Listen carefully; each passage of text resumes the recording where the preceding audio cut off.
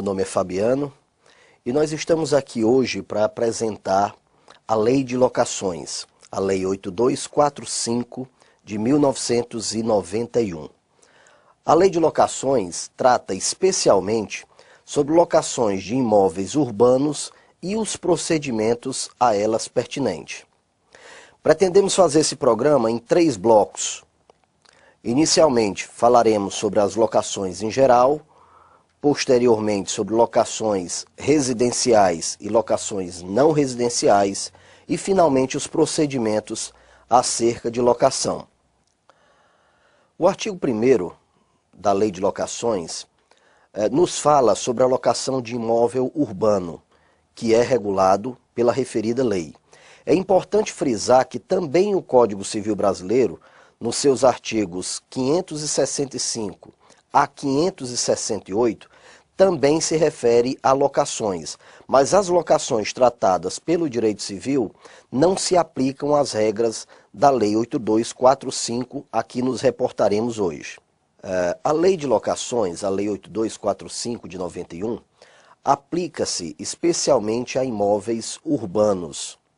No entanto, é importante frisar que continuam regulados pelo Código Civil, a partir dos seus artigos 565 a 578, as locações de imóveis de propriedade da União, dos estados e dos municípios, de suas autarquias e fundações públicas. Também regulados pelo Código Civil as vagas autônomas de garagem ou de espaços para estacionamentos de veículos, também espaços destinados à publicidade. Também pelo Código Civil, a locação de apart-hotéis, hotéis, residência ou equiparados, assim considerados aqueles que prestam serviços regulares a seus usuários e, como tais, sejam autorizados a funcionar. Também regulado pelo Código Civil, o arrendamento mercantil em qualquer de suas modalidades. Importante perceber que, havendo mais de um locador ou mais de um locatário, entende-se que são solidários se o contrário não se estipulou em contrato. É importante perceber que eles serão solidariamente responsáveis pelo pagamento das locações, bem como por eventuais danos ocorridos no imóvel. É importante perceber também, no parágrafo 2º do mesmo artigo, que os ocupantes de habitações coletivas multifamiliares presumem-se locatários ou sublocatários. O contrato de locação pode ser ajustado por qualquer prazo, dependendo de vênia conjugal, se igual ou superior a 10 anos. Ou seja, qualquer prazo pode ser estabelecido para locação. No entanto, se esse contrato de locação for superior a 10 anos, é importante que haja a concordância do cônjuge, do locador, para que essa locação possa ter plena validade. Ausente a concordância conjugal ou a vênia conjugal, como trata a lei, o cônjuge não estará obrigado a observar o prazo excedente. No entanto, terá que cumprir o prazo mínimo de 10 anos. Durante o prazo estipulado para a duração do contrato, não poderá o locador reaver o imóvel alugado. O locatário, todavia, poderá devolvê-lo pagando a multa pactuada proporcionalmente ao período de cumprimento do contrato, ou, na sua falta, a que for judicialmente estipulada. É muito importante perceber a abrangência desse artigo, justamente porque a Lei de Locações, ela pretende proteger não só o locador, que é o dono do imóvel, mas também o locatário, que é quem aluga o imóvel. Nessa situação do artigo que nós acabamos de comentar, é importante perceber que o locatário terá o direito de permanecer no imóvel no período que foi ajustado no contrato. No entanto, ele próprio, locatário, se assim o desejar, poderá devolver esse imóvel desde que pague ao locador a multa que for pactuada ou, eventualmente, uma multa estipulada judicialmente. O locatário ficará dispensado da multa se a devolução do imóvel decorrer de transferência pelo seu empregador privado ou público para prestar serviços em localidade diversa daquela do início do contrato, e se notificar por escrito o locador com prazo de, no mínimo, 30 dias de antecedência. Ou seja, numa locação firmada, numa locação contratada para prazo vamos imaginar, superior a 1 ano, um prazo de locação de 3 anos, onde aquele locatário pretendia permanecer na cidade durante esses 3 anos, mas em razão de uma promoção ou em razão de uma transferência, ele teve que mudar sua residência. Nessa situação, ele pode findar o contrato de locação, bastando, para tanto, notificar o locador com um prazo máximo de 30 dias, sendo dessa forma dispensado do pagamento de eventual multa. Claro, terá que provar também que o seu empregador determinou essa transferência ou essa promoção, onde o locatário terá que se deslocar para local diverso do imóvel que locou. Seja qual for o fundamento do término da locação, a ação do locador para reaver o imóvel é a ação de despejo, que nós teremos a oportunidade de comentar melhor nos próximos programas. O disposto nesse artigo, que fala sobre a ação de despejo, não se aplica à locação terminada em decorrência de desapropriação com a emissão do expropriante na posse do imóvel. É importante perceber que o poder público pode expropriar bens locados, ou seja, imaginando-se que o locatário acabou de locar o imóvel, nem locador e nem locatário sabiam da intenção do poder público de desapropriar aquele imóvel, por exemplo, para alargar uma avenida, para iniciar a construção de um equipamento de uso comum do povo. Nessa situação em que há desapropriação, e essa desapropriação, como já foi dito, não era do conhecimento nem de locador e nem do locatário, nessas situações, claro, o contrato de locação pode findar, sem que haja com isso nenhum tipo de responsabilização, seja do locador ou do locatário. O locatário poderá denunciar a locação por prazo indeterminado, mediante aviso por escrito ao locador com antecedência mínima de 30 dias. Isso é o que diz o artigo 6º da mesma lei. Ou seja, em casos em que a locação foi firmada sem que haja um contrato específico, sem que haja um contrato determinando o prazo de locação, nessas situações o locatário também poderá terminar a locação desde que avise, desde que notifique por escrito, notifique de forma clara o locador de que não pretende mais continuar a locação. E o prazo mínimo de antecedência para essa notificação é também de 30 dias. Na ausência de aviso, o locador poderá exigir quantia correspondente a 1 mês de aluguel e encargos vigentes quando da resilição. Isso é uma espécie de multa pela não notificação. Nos casos de extinção de usufruto ou de fideicomício, a locação celebrada pelo usufrutuário ou fiduciário poderá ser denunciada com um prazo de 30 dias para desocupação, salvo se tiver havido aquiescência escrita do nu proprietário ou do fideicomissário, ou se a propriedade estiver consolidada em mãos do usufrutuário ou do fiduciário. Para que nós possamos entender o artigo 7º, que foi há pouco falado, é importante perceber o que é o usufruto. O usufruto ele é tratado no Código Civil e ele é uma possibilidade de alguém usufruir de um bem que não lhe pertence. Isso ocorre muito comumente nos casos em que pais destinam determinados imóveis a filhos, mas não querem que esses filhos vendam os imóveis. Então os filhos poderão usufruir desse imóvel, tanto para sua habitação ou para locação, mas não poderão vender esse imóvel. Claro, isso é só um exemplo. O usufruto também pode ser utilizado de diversas outras formas. Na utilização desse imóvel, nós percebemos que o usufrutuário e o nu proprietário têm direitos sobre o mesmo imóvel. O nu proprietário detém a propriedade. O usufrutuário detém a utilização daquele imóvel. Então, o nu proprietário pode vender a propriedade dele. O usufrutuário só pode tratar com a utilização do imóvel. Ou seja, o nu proprietário, na condição de simples proprietário, ele pode constituir o usufruto, e o usufrutuário, que é essa segunda pessoa que detém a possibilidade de utilização do imóvel, ele poderá locar o imóvel, ele poderá emprestar o imóvel de acordo com o contrato de usufruto ou com a estipulação desse usufruto.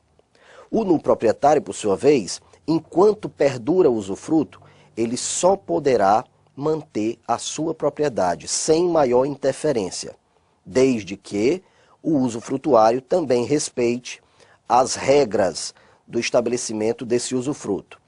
É importante, então, perceber, no artigo 7º, que existem situações em que há a extinção do usufruto. Nessas situações de extinção do usufruto, a locação celebrada pelo usufrutuário, portanto, a pessoa que detém o direito de utilização do imóvel, que locou a uma terceira pessoa, essa locação poderá ser denunciada, poderá ser terminada com o prazo de 30 dias para desocupação, salvo se tiver havido a aquiescência escrita do proprietário, na lei tratado como nulo proprietário, ou o fideicomissário, como diz a própria lei, ou se a propriedade estiver consolidada em mãos do usufrutuário ou do fiduciário. A denúncia deverá ser exercida no prazo de 90 dias, contado da extinção do fideicomício ou da averbação da extinção do usufruto, presumindo-se, após esse prazo, a concordância na manutenção da locação. O artigo 8º refere-se a situações em que o imóvel, sendo alienado durante a locação, o adquirente poderá denunciar o contrato com o prazo de 90 dias para desocupação, salvo se a locação for por tempo determinado e o contrato contiver cláusula de vigência em caso de alienação e estiver averbado junto à matrícula do imóvel. Precisamos então explicar melhor esse artigo. Melhor esclarecendo o artigo 8º, vamos imaginar uma situação em que alguém compra um imóvel onde já existe naquele imóvel um locatário, já existe sobre aquele imóvel um contrato de locação.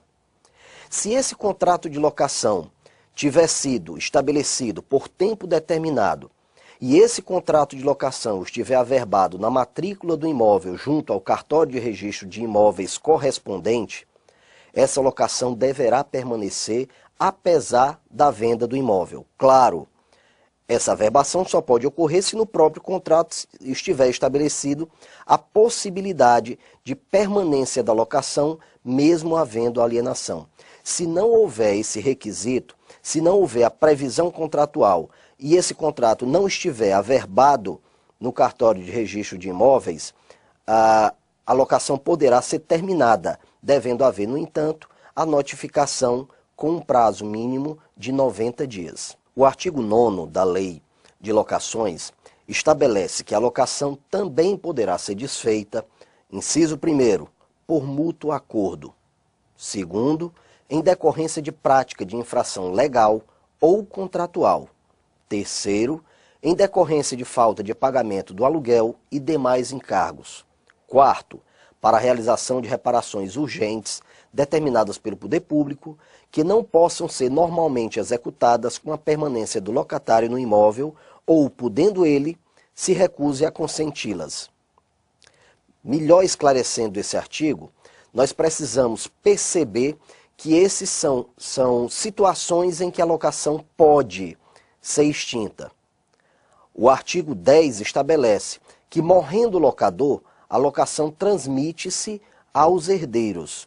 E morrendo o locatário, ficarão subrogados nos seus direitos e obrigações, nas locações com finalidade residencial, o cônjuge sobrevivente ou o companheiro, e sucessivamente os herdeiros necessários e as pessoas que viviam na dependência econômica do falecido, desde que residentes no imóvel. Ou seja, caso o locatário venha a falecer, a esposa ou o esposo e sucessivamente os filhos, desde que morem naquele imóvel, poderão se subrogar no contrato de locação, ou seja, serão tratados como parte no contrato de locação.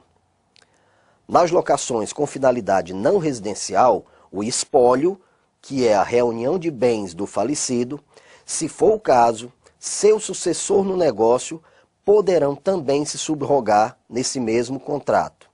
Melhor esclarecendo, caso a locação tenha finalidade não residencial, ou seja uma locação de natureza comercial, o espólio, que é a reunião de bens do falecido ou o seu sucessor no negócio, o seu sócio ou outra pessoa que venha a assumir o negócio, poderá se subrogar no contrato da mesma forma que no inciso anterior a esposa e os filhos que morem na casa também poderão se subrogar.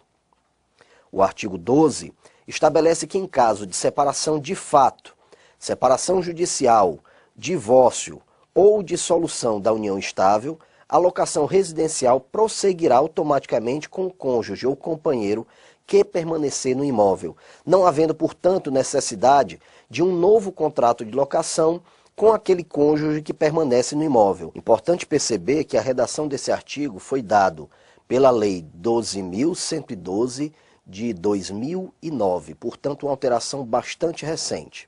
No parágrafo 1º do mesmo artigo, estabelece que nas hipóteses previstas no artigo e também no artigo 11, a subrogação será comunicada por escrito ao locador e ao fiador, se essa for a modalidade de garantia locatícia, também incluído pela mesma Lei 12.112 de 2009. O parágrafo 2º do mesmo artigo estabelece que o fiador poderá exonerar-se de suas responsabilidades no prazo de 30 dias, contado do recebimento da comunicação oferecida pelo subrogado, ficando responsável pelos efeitos da fiança durante 120 dias, após a notificação ao locador.